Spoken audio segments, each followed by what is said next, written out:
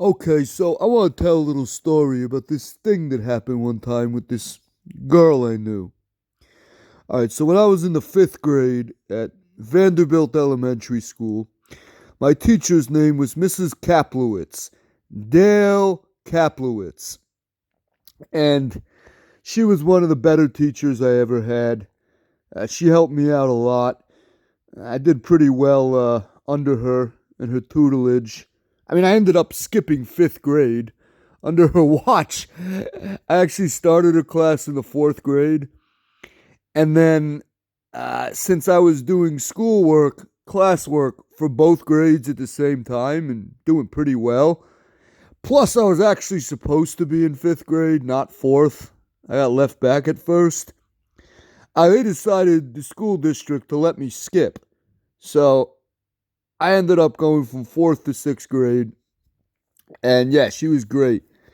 Somehow, her and my mom became friendly. Not only did they become friends, but years later, right, they're still talking. To this day, they're still friends. I don't know if they're like best friends, but they still talk. They still go out and hang out, whatever. Never would have thought that, right? 25 years later, this teacher is still friends with my mom. Now she's just Dale. But yeah. So she had a daughter named Emily. Emily Mintz. And I've actually only met Emily twice in my entire life. First time I met her, it was for like 5 minutes when I stopped at Dale's house for something. I don't remember what it was. It was right around my high school graduation, and we're the same age and the same grade. Not same school. She went to Huntington High School, and I went to Hills West. But we're the same age.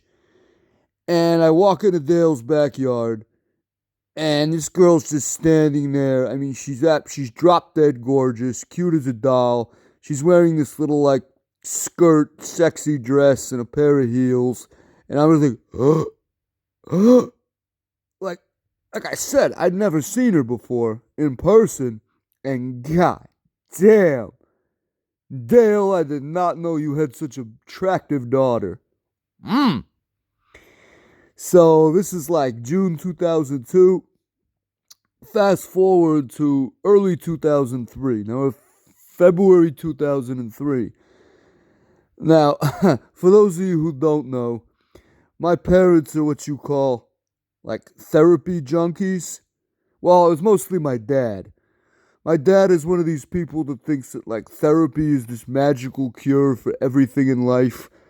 Just have a therapist wave a magic wand and all your problems go away. And after I turned 18 and I didn't want to see therapists anymore, because they've made me see them since I was about 5.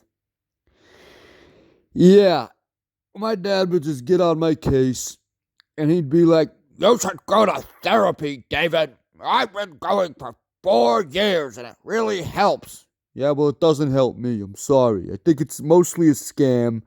Okay, it's not going to magically solve your problems. Why am I going to pay some motherfucker like $200 an hour to tell me what I already know? It just doesn't make any sense. But whatever, they just kept bugging me about it.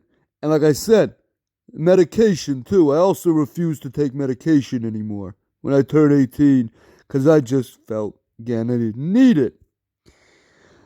But they want me to keep taking medication. And Emily also happened to be in a similar boat. I think she was in some special ed classes at one point. She had like some ADD. She saw some therapists and took medication. And my mom figures, if I'm not going to listen to adults, I'll listen to one of my peers, right? I didn't know the girl from Adam. I said I met her once for 5 minutes. But they figure, she's the daughter of, somebody I like and respect in Dale. And maybe I'll listen to her. So my mom and Dale arranged for me and Emily to hang out this one night, that February. And she's going to pick me up. We're going to drive around for a little bit. She's going to give me this, lecture on taking medication knowing what's good for me or whatever. And I figured that was it. I didn't know her. I didn't know anything about her, or her lifestyle, or the type of shit she was into. She talks to me about medication for about a minute after she picks me up in the car. And then she goes, "Hey, do you smoke weed?" "Yeah." "Hey, you want to go blaze?" "Yeah, sure." Wow. I mean, weed's not a big deal. A lot of kids smoke weed. But when this girl's picking me up, right, supposedly to give me some life lesson and mentor me, you never ever expect to end up smoking weed with her and her friends that night. But that's exactly what ended up happening. She drives me out to Huntington.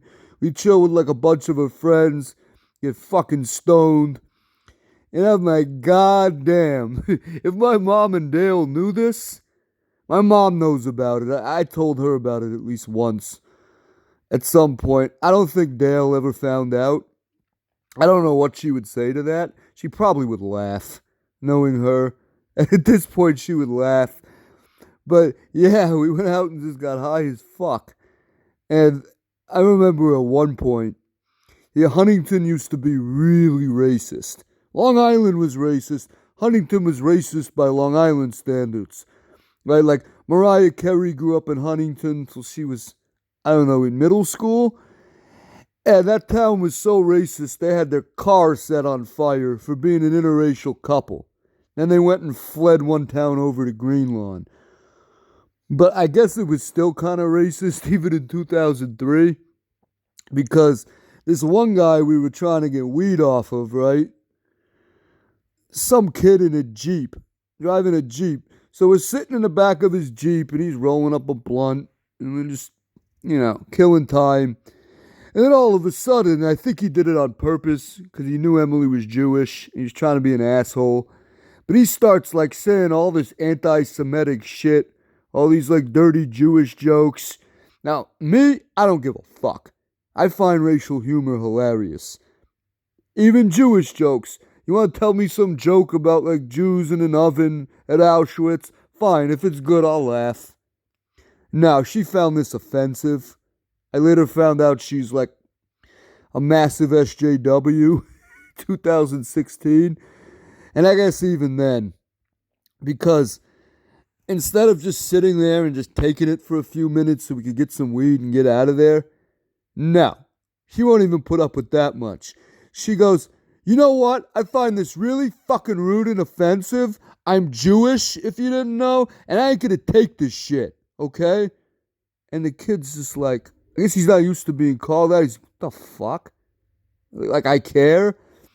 He's like, okay, whatever you guys want to do, whatever floats your boat, bye. She's like, let's go, David. We're done here. And we hang out with a few more people, smoke a little more weed. And one of her friends has this shit called blueberry, right? Blueberry hydro. Supposed to be a very strong strain of weed, like purple haze level. I never had this shit before. But I'm like, okay, yeah, I'll take a little bit. And this guy gives me like the smallest little pinch of weed you can imagine. It wasn't even enough for one bowl. It was like a half a bowl. And I'm thinking, God damn, what a dick. I mean, I know it's free, so I shouldn't complain, but give me a little more than that. What am I going to do with this? I smoked this tiny little bud and got so high, I was basically seeing shit.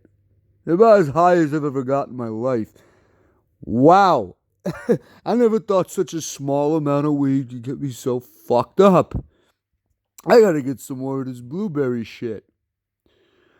But, yeah, like I said, that was the second and last time I ever met Emily. Have not seen her since 2003. And again, she turned out to be a hardcore SJW that actually deleted me from Facebook. She probably saw a couple of my Trump posts and was like, yeah, I don't want to be friends with this fucking Nazi, this racist Nazi Trump supporter. And I wouldn't even attempt to speak to her, friend request her again. Yeah, right. But yeah, that was my little story of my mom and my fifth grade teacher trying to find me a mentor to set me straight. And the mentor ended up getting me high all night, smoking weed with me. Oops! What a mentor. What a fucking mentor.